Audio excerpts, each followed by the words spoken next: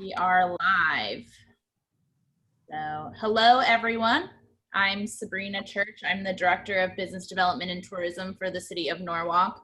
Today we're going to talk about the outdoor dining and permitting process, as well as the outdoor retail process, how you can complete your applications online, and any rules that you may have to follow that were laid out in the executive order. We will go through introductions. I will share my screen with you. There is a PowerPoint associated that I will send out after the call. So we will start off by giving ourselves some introductions, some contact information if you guys want to contact us offline, and then we'll end the presentation after we run through the application process with a Q&A. So if you have anything specific to ask us, feel free to use the raise your hand option or use the Q&A that's at the bottom of your screen. You'll be able to type questions in there and we can respond as we go. With that being said, I'll start sharing my screen and then kick it off to Jessica Casey.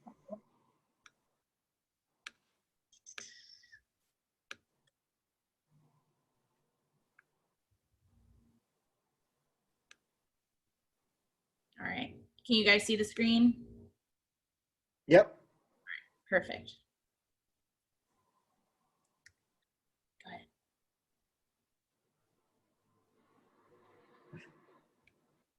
Jess, if you want to start, I think you're muted. I'll unmute you. I can't unmute you. Okay, perfect. There you go. Good. Do you want to go to the first slide? Sure.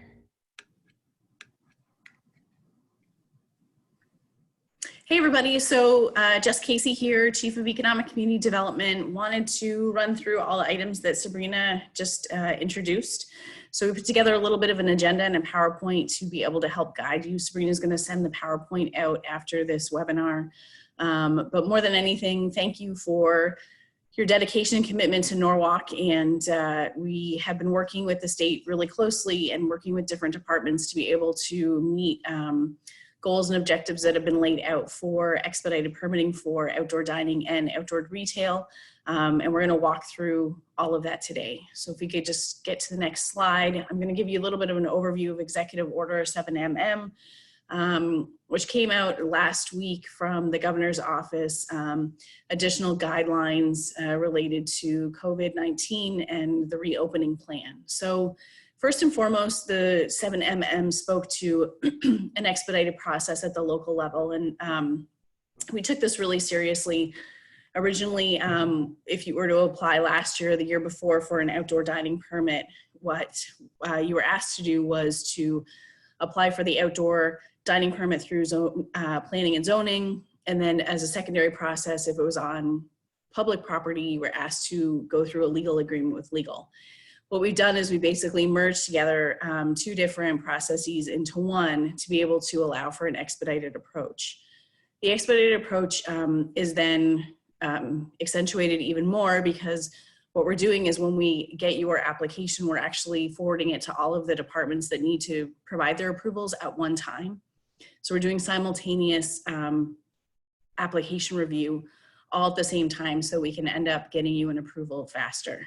At this moment in time, we've had over 36 different businesses apply using the online permitting system, which is also a new addition here at the City of Norwalk that we put in place to expedite, and thanks to IT for working with us on that.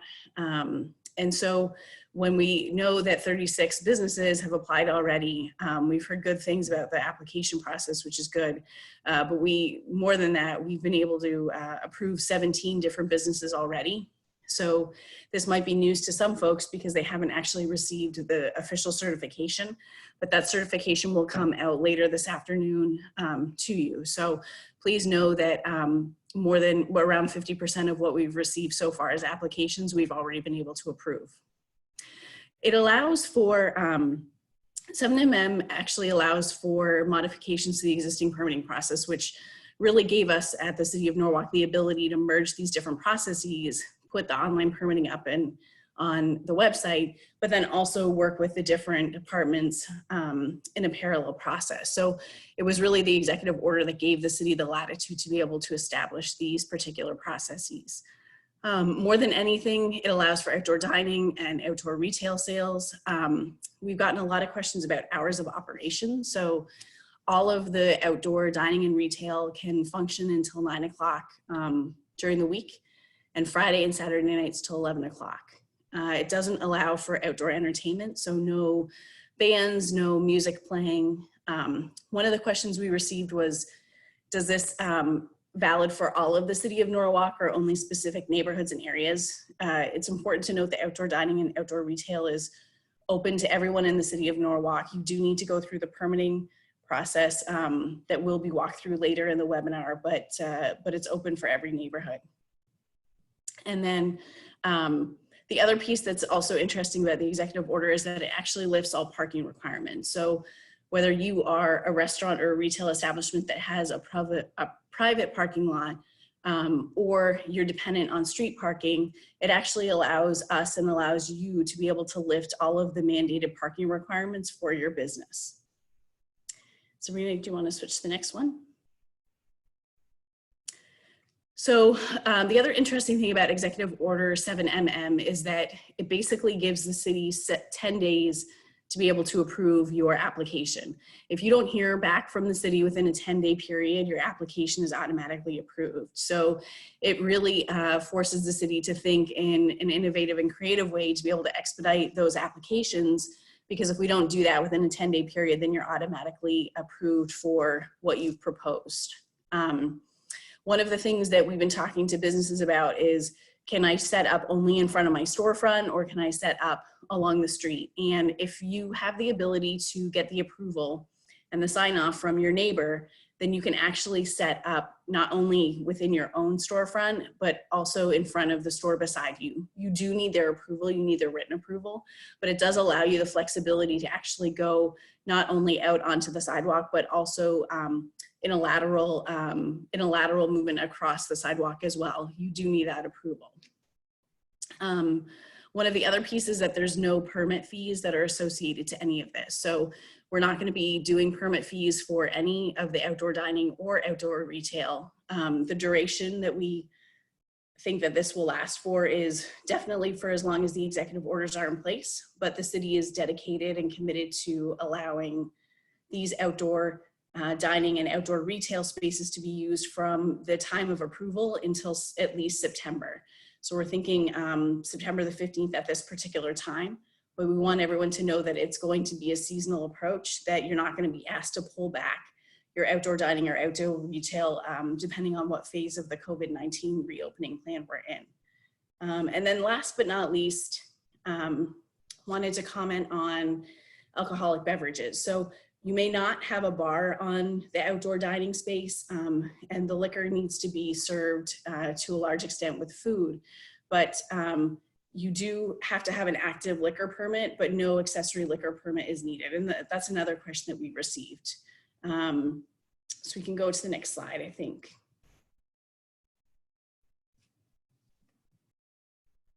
So another really important piece that's not actually a local approval that you'll need, but a state approval that you'll require, is the self-certification. So the state is requiring that all businesses that want to open beginning tomorrow need to go through a self-certification process. The self-certification process speaks to the fact that you've read 7MM, you've read the guidelines for whatever business you're operating, and that you agree to operate that business following the guidelines that the state has put out. So depending on what type of business you are, that's what the guideline is. For some businesses, it's wearing masks, social distancing, staying at least 6 feet apart. For restaurants, you don't actually have to wear the mask at the table while you're eating, but you do need to have patrons be 6 feet apart. So the self-certification is a really important piece. You, as a business, it's not a difficult process to go through, but you do need to go through it. It is mandated. When you go through that, you'll be issued a badge, and the badge will be, you can print the badge out, and that badge needs to be posted in your window. So we know a lot of people have gone through the self-certification already. We understand that it's not a difficult process, but one that is required. You do have to put the badge in your window, and people will be looking for that badge, especially if you do have outdoor dining and outdoor retail up and running.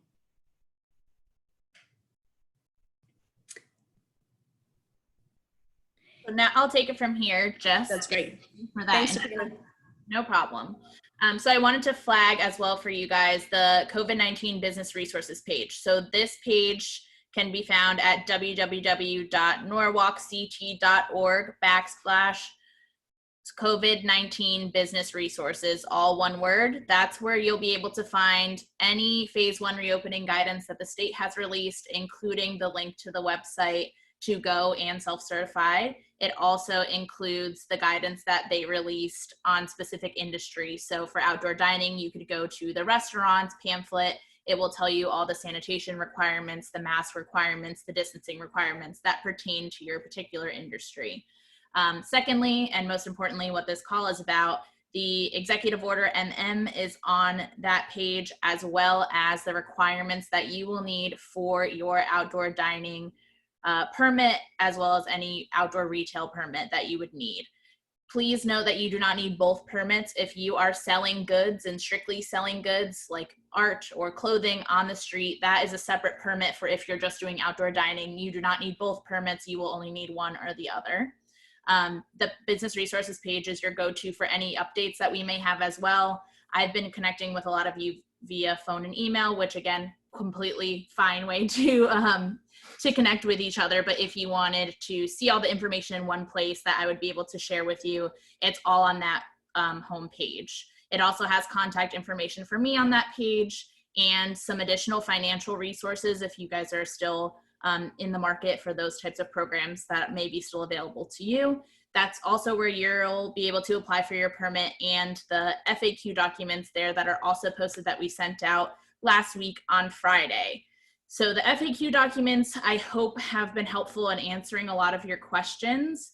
They run through not only what the application requires, but also some one-off questions that we've been asked or ones that we think may be in particular interest to you.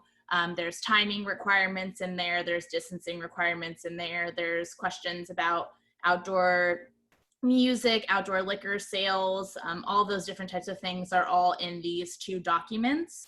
If you have questions on those within those documents as well, there is contact information for myself, as well as Brian Baker with Planning and Zoning, who's also on this call, who is the one who's actually reviewing the permits and shepherding through the process. So I just wanted to flag those for you as well. And now with that being said, I am always available for you guys via phone call or email if you have questions offline, or submit them to the Q&A. We'll go through them at the end of the presentation. And I'll throw it over to Steve Kleppen from Planning and Zoning to go through the application.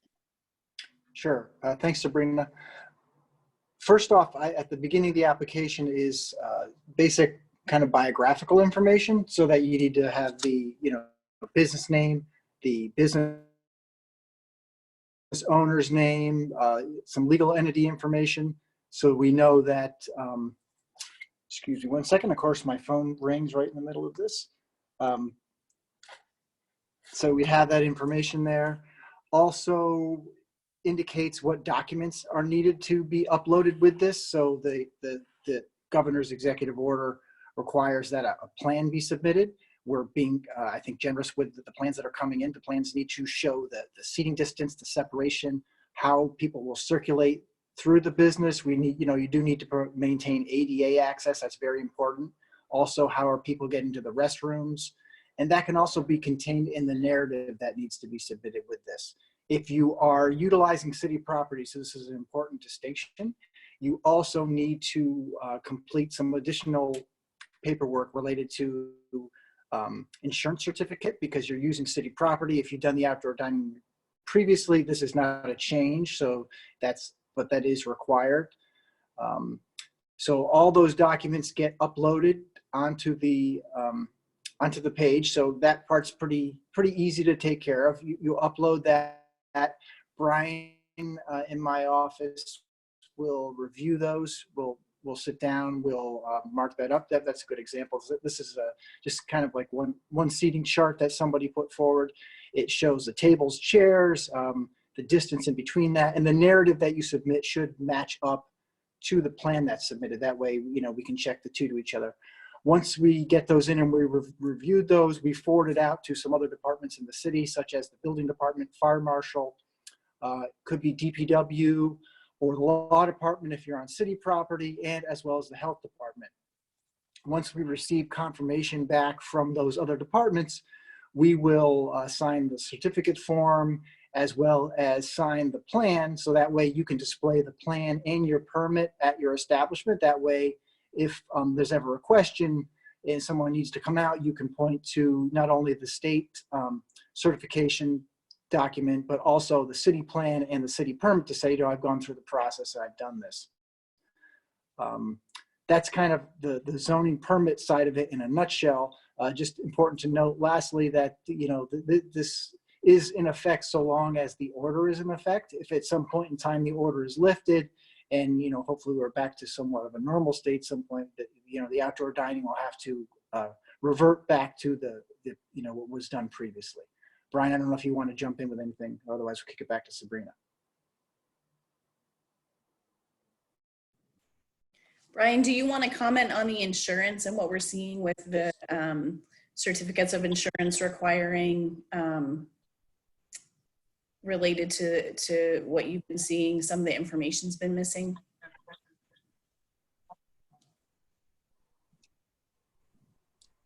I'm not sure if we lost Brian, but yeah, that's a good point.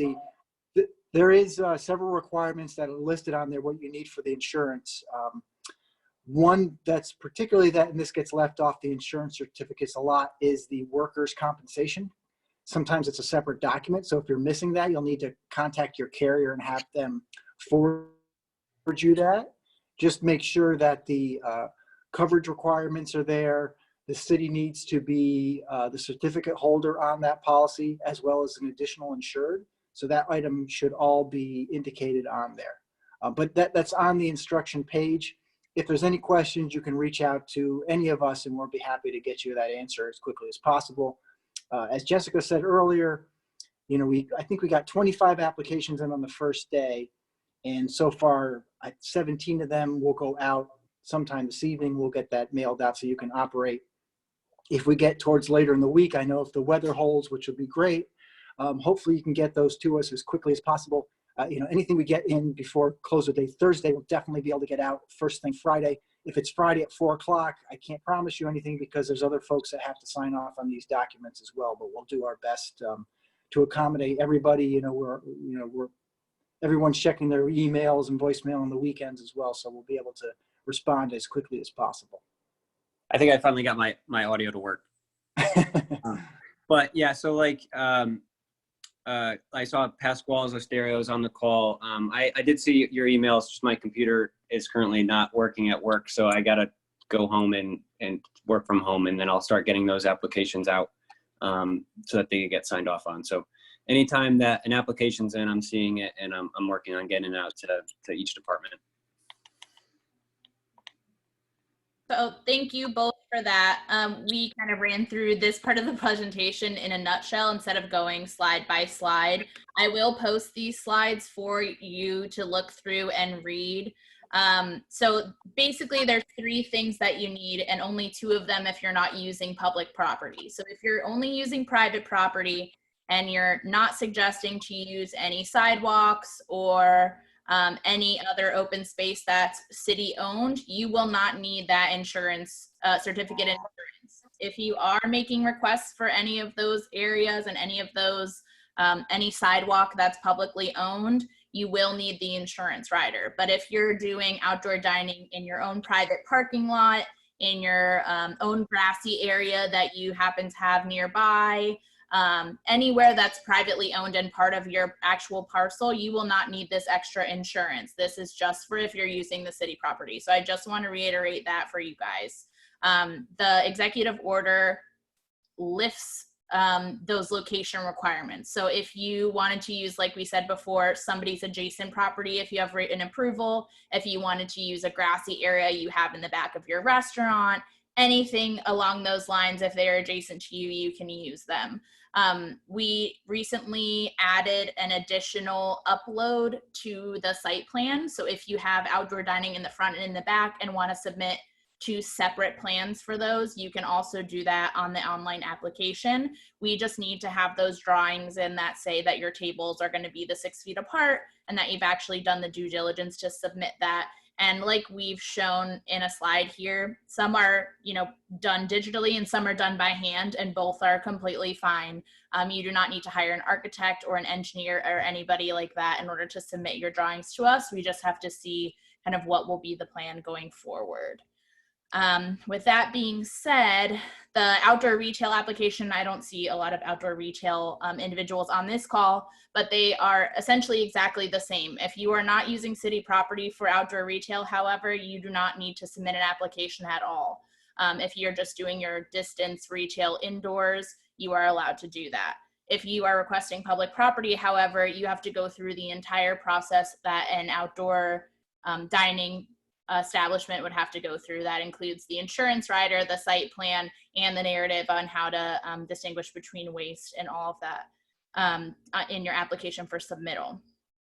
So that's it for us. If any of my other panelists have something to say, if not, I'll start reading the Q&A questions. Sabrina, I think it probably would make sense just to comment for a few minutes on tents and where tents under 700 square feet versus over, and what our expectation is there. Sure. So if you have a tent that is under 700 square feet, it is approved as of right. You do not need to get an extra approval, but it should be indicated in your drawing. If they are over that square footage, you will need additional approvals from the Building and Code Enforcement Department. I don't know if Brian or Steve want to elaborate on that. Yeah, the other important to remember too is that you can't have sidings on the tent, because otherwise it's basically you're doing indoor dining. Keep in mind that if you are going to have, sometimes people like to have the outdoor heaters with that. That's also something you need to indicate to us on the plan, and that item itself will get a second look from the fire marshal and from building as well. So just keep that in mind if you're doing the tents or any kind of outdoor coverings. You're not, I think one of the questions, I jumped ahead, Sabrina, sorry, was about the umbrellas. You're not required to provide any of that, but if you're intending to do that, you just need to indicate that on the plan. So Steve jumped into the first question. Can we use a lawn area to qualify for approved outdoor dining space, and do the tables need to be covered in any way? So yes, lawn areas can be used for outdoor dining. We just need that location submitted to us in your plan, as well as the drawing that shows how your tables will be spaced. Do they need to be covered in any way? No, that is up to you if you want to include umbrellas or tents, but just to note that caveat, if you have a tent that's over 700 square feet, you're going to require additional approval. We also got another question about, can you have a table be more than 5 people if all the people at the table are in one family and have been sheltering in place? I don't know the specifics on that. Jess, do you have any guidance on that? So I know that our internal policy said 5 people, and that we've been sticking to 5 people as consistent. But if the family is more than 5 people and they've been sheltering in place, I would think that it would be appropriate to allow them to dine together at the same table. The discretion is going to be with the restaurateur or the business owner. We're requesting as part of the guideline that no more than 5 people sit at any table. But again, if they are in the same family, then we're not going to make you choose one person to sit at the next table and have 4 of the other family members or 5 of the other family members sit at the other table. I'm sure that the business can help sort that out on site. Awesome. And then Jess, do you have an update about Washington Street? So I don't have a lot more to share about Washington Street, except for we will be putting out a press release shortly. We've been working diligently with DPW, the fire department, the police department, and the mayor's office, along with all the folks on this call, as well as the legal department, to be able to come up with a solution to expand the outdoor dining and outdoor retail areas for the Washington Street area. So I do, am cognizant of the fact that you probably heard from us 2 or 3 times that we will be making an announcement soon, but we will be making announcements soon. We just are trying to understand the logistics of putting barriers up and understand the infrastructure requirements, and also understand what date we can actually implement something on Washington Street, so that we can give you all the information at one time. Awesome, thanks. And then we have one hand raised, Pasquale Osteria. I'm gonna allow you to talk, so you should be allowed to speak now. If you, go ahead. Looks like they're still muted. Yeah, I'm hitting unmute.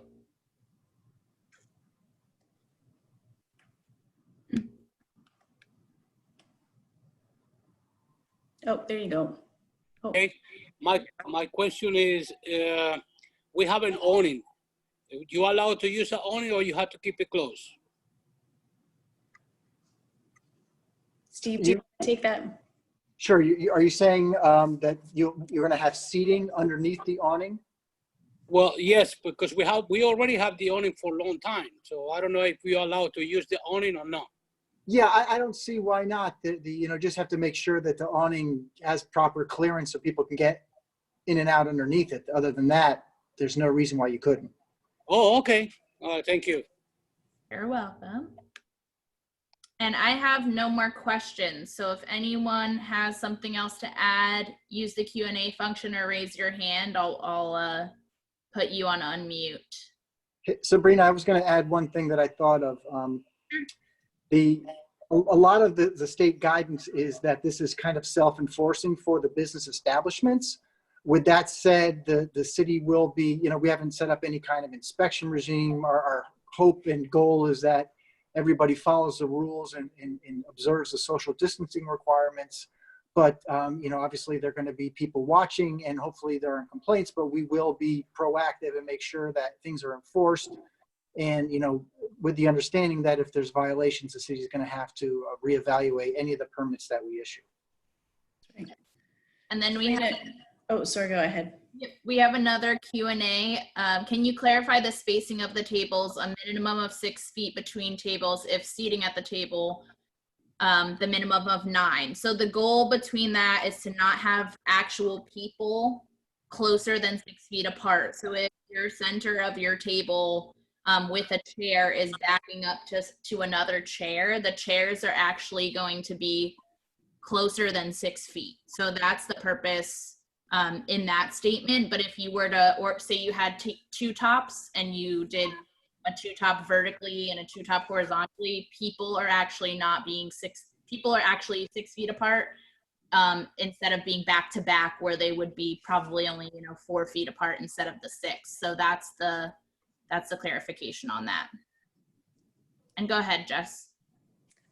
We did get some, thanks Sabrina, I was going to flag that there was another question, but I also wanted to flag that we've gotten some questions from a few different restaurants on the fact that they have indoor seating, but the indoor seating is directly adjacent to windows or a garage door that opens or walls that pull back. And I know that a number of restaurants are working with the state through DECD to be able to allow this type of dining to take place. And we at the local level have no jurisdiction to be able to say that type of seating can happen. So we do know that at this particular point in time, restaurants may not use indoor space, even if it is adjacent to a large wall of windows that can open.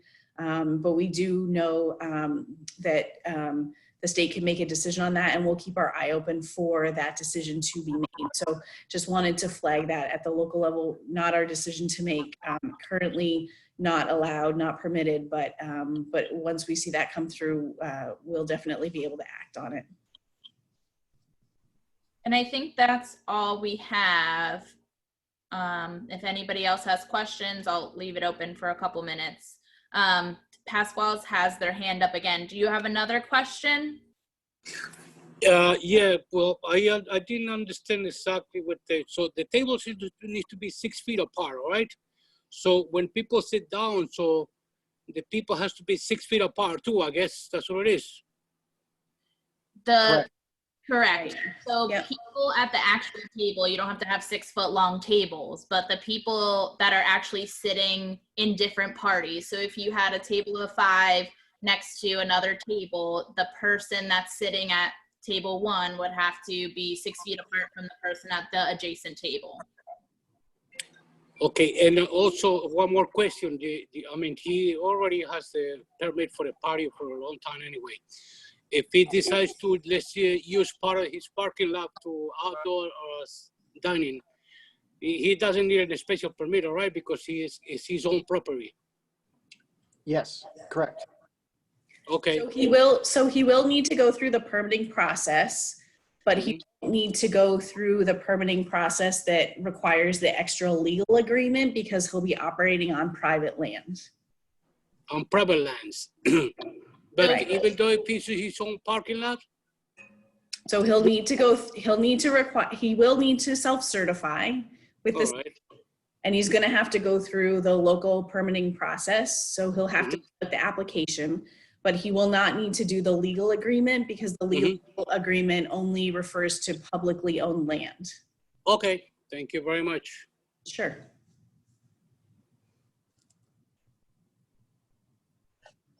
Just to clarify on that, I have gotten a few questions on that. Even if you have had an outdoor dining permit in the past or have an active outdoor dining permit, you would need to submit the new online permit anyways, because it's now showing your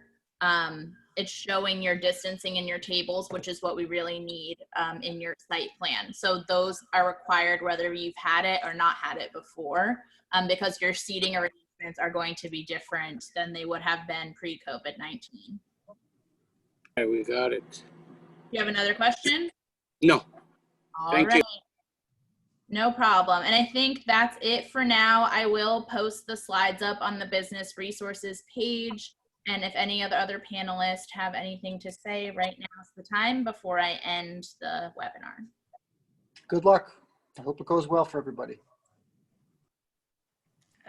Absolutely. And if anyone has any questions, we are all available. As Steve said, we want to get through as many approvals as possible, especially coming into the weekend. We know it's a long weekend and people want to get out there. So whatever you need and however you need it, please just contact us and let us know what you need and what your questions are. And we're more than happy to help. So we're here to help you. We want you to be successful, and we are willing to work with you to figure it out. So thank you, everybody, and have a good afternoon. Thanks, everyone. Okay, you got one more question. No, it just says thanks. Oh. Okay. Thank you. Thank you. Thanks, guys.